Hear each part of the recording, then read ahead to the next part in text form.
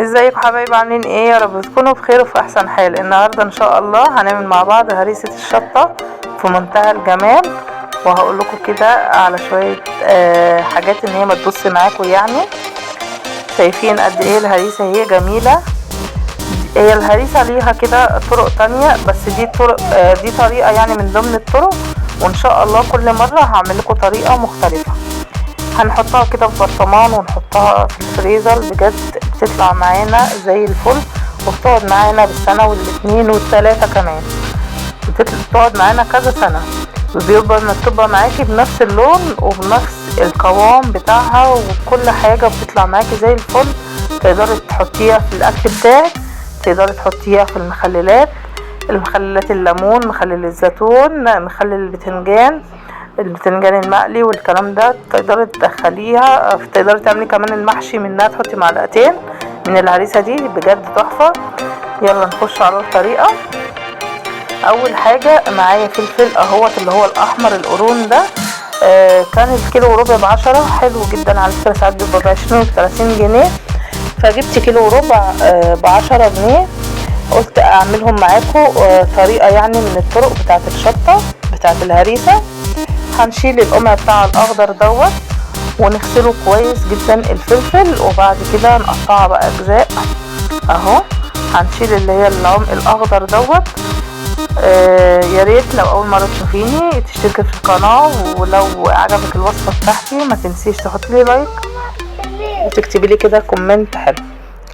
اهوت خلاص عشان العمق الاخضر، وهنغسله كويس جدا جدا بالميه كذا مره كده، نغسله بالميه، وبعد كده نقطع الفلفل بقى بتاعنا. هنقطعنا خلاص الفلفل بتاعنا بالشكل ده. هنجيب بقى كبه، او ما عندكيش كبه ينفع خلاط على فكره عادي جدا.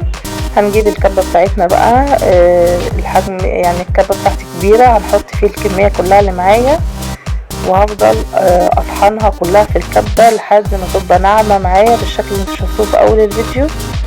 وهنحط معاها ملح، وفي ناس بتحب تحط زيت وهي بتضربها، بس انا صراحه مش بحط زيت وانا بضربها، بحط زيت على الوش عشان يعمل لي ماده حافظه للهريسه بتاعتي. شايفين اللون بتاعها بيتغير كل ما بتتضرب، كل ما بتنعم معاكي، يعني النوعية بتاعت الهريسة ده في ايدك انت. هنحط الفلفل الملح، هنحط الملح ونضرب بقى الهريسة بتاعتنا كويس جدا. شايفين ما شاء الله عليها جميلة. في طريقة تانية اللي هي بتطبخ كده على على النار، هعملها برضو معاكم في فيديو تاني بإذن الله. هنجيب بقى برطمان نضيف كده، او يعني انا معايا علبة اللي هي قصادكوا دي، انت تقدري تحطيها عادي في برطمان. طب لو ما عندكيش برضو اي كيس عادي، كيس نضيف تلاجة، كيس تلاجة نضيف، وتعبيها في اكياس وتحطيها في الفريزر، ما بيجرالهاش اي حاجة، وبتقعد معاكي بالسنتين والتلاتة كمان، ما بيجرالهاش اي حاجة. على فكرة انا مجرباها، بتقعد معايا بالسنتين والتلاتة ما بيجرالهاش حاجة. هننزل شطفنا الكبة بتاعتنا بشوية خل كده، هننزل في برطمان، هنعمله كده للبتنجان، يعني ايه المخلل، يعني البتنجانات المقلي وكده. وهننزل بتوم مهروس، وهننزل بمعلقتين من هريسة الشطة، وهننزل بالليمون، بكمون، بملح، وهنقلب كل ده مع بعضه. وهنخلي البرطمان الصغير ده لطماطم مخللة، للبتنجان مخلل اهوت. انا بزود يعني انا حاطه خل على ميه كمان، مش خل بس. وبعد كده هننزل بليمون بقى في قلب البرطمان كله كده على بعضه، هنقلبه كويس. وهننزل بالملح وكمون،